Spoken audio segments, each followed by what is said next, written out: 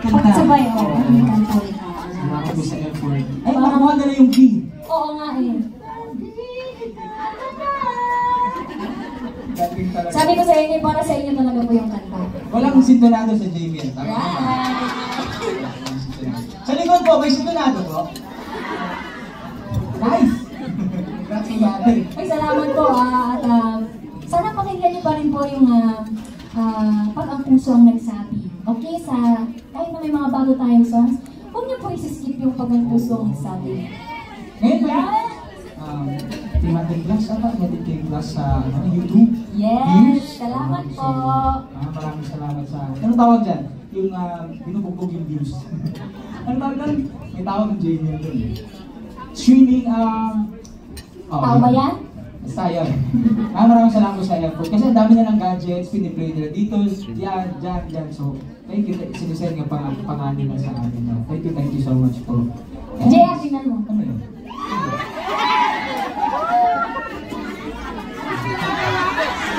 Ha? Hindi ba kayo? Sabi nila, ano ginagawa niyo dyan? Saan napunta yung ano na yan? Flowers na yan. Andito po ba yung flowers na yan? Okay. Gagawin sana na. Gawin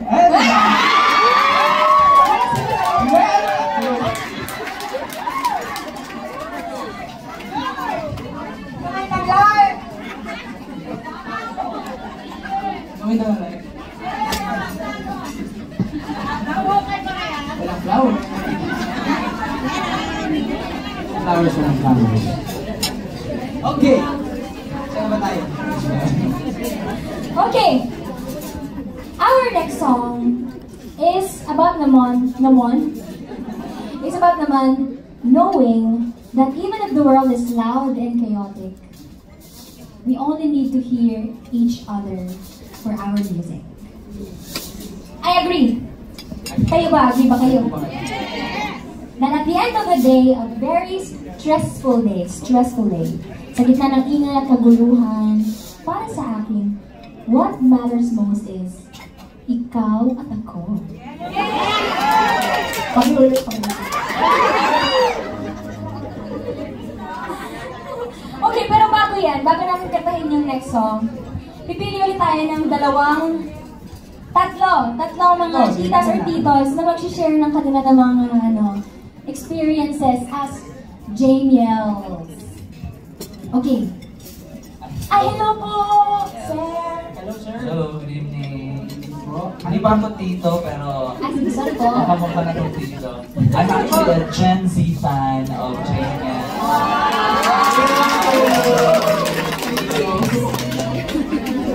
So, wala ko na po, ano yung pangalan nito, sir?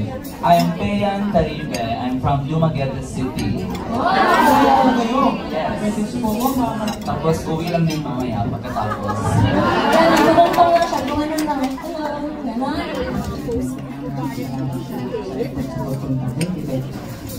Salamat po. Sige, joke lang. Ikaw may tanong ka ba? Thank you, sir, sa pagpunta. Ano po ba ang may share niyo sa atin lahat dito about your JBLing experience? Or maybe you can share one of your most memorable moments as a JBL. Well, of course, my most favorite part before meeting you two in person was actually listening to the songs that I've been hearing. Actually, wala sa newsfeed ko, pinarinig lang sa akin, and then I was hooked really, especially on the version of I Finally Found Someone. Tapos pinaulit-ulit lang, and then yun, na-intriga ako, and then I've attended most of your concerts and your gigs. So yun po, ang favorite part ko. Parang sinusundan ko lang ang JBL. Get one for. Thank you! Sir, tama po ba? Kay Andre. Yun. Dumaguete. Thank you so much. Okay. This side of lang naman. Ako, hello. Ano po ba? Ano po ba pangalan nila? Arlene Aquino. Arlene. Tita Arlene. Yes. Ako, nag-start ako maging fan niyo sa BNT Lewis. Yung unang song pa lang niya, sinabi ko, kayo yung magta-chat. And yes, sigaw ako nung kayo na naging chat. Pero yung favorite ko talaga sa lahat ng kanta niyo ay Find Me Pansa. Kailan wala tayong ay finally count sa Kaya dapat kantahin niyo yan. Saka, Sabi ni Tita Arlene, kaya dapat kantahin mo yan. yeah. Kasi perfect match kayo. Para kayong may magic. Pag kakanta kayo, pag alam mo yun yung nalulungkot ka, tapos pakikinggan yung song mo. Because I'm only already. So, sa gabi, pag gusto kong manulog, piniplay ko lang yung mga song nyo, lalo na yung concert kayo sa Music Museum. Thank you po. Thank you, Marie. This Salamat is my first time na manood. Ay, second time because I went to Cebu with Ate Judith, doon ko siya na-meet. So, my prayer is, sabi ko, sana pag nanood ako, ma-meet ko siya. So, tama-tama, pagbaba ko kanina siya yun na. Pero ba't ang layo nyo? But I'm from Taytay Rizal, actually. I went to Cebu just for a vacation with my cousin. So, may concert kayo. So, right after nung kanyang work sa Mitsumi, dumiretso ko sa concert. So, natandaan siya ni Ate Julie. So, kanina nag-meet kami. So, I joined the club for it. Wow, thank you po. Nakababalik na rin talaga daw. Parang naging roots tayo, this branch. Memorable to sa akin because this is the first time na nag-on ulit ako ng live concert. The last time is 2 decades with Gareth Bedanshan. This is my second time. Third time I go. The first sa Cebu. Thank you po. Salamat po. Thank you. Pero, ayun, salamat po sa mga nag-share. Ah, meron ba isa? Sige. So, maghanap si Sir Art. Si Sir Art daw mag-share ng kanyang experience with Jamel. Hindi mo natapos ang mga ano. Ayun. Good evening po.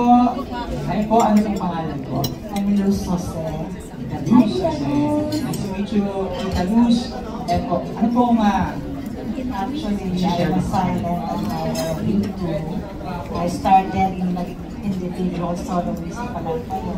Kasi nag-duo kayo, the more that I admired you both. Halos lahat ng sa music video, sa record. Ngayon, I'm looking forward sa August 2nd Just here to support you. Thank you Salamat po, Tita. Salamat po. Naku, alam na po ba ng lahat na may second anniversary concert tayo? Pero, Ano siya? charot.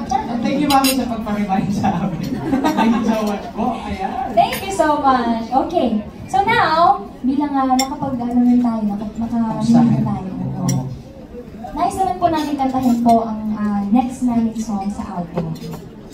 Okay, so I'm sure everyone is excited. Kagaya po namin. So, huwag na natin pang patagalita.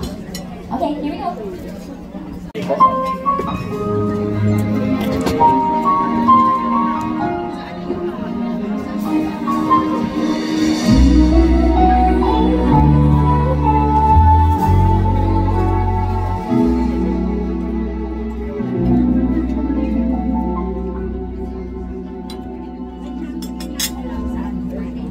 Sabi nila, parang araw na ang iyong pag-ibig.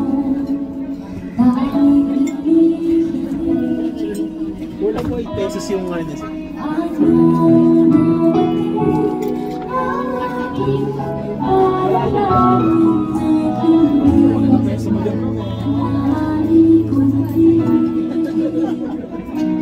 ang pag-asang lahat Kaya ba ayaw si Pepe? sa iyong mga mata at ang takot na sakali man ikaw'y mawawala.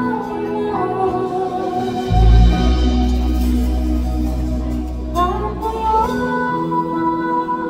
nandyan ka na,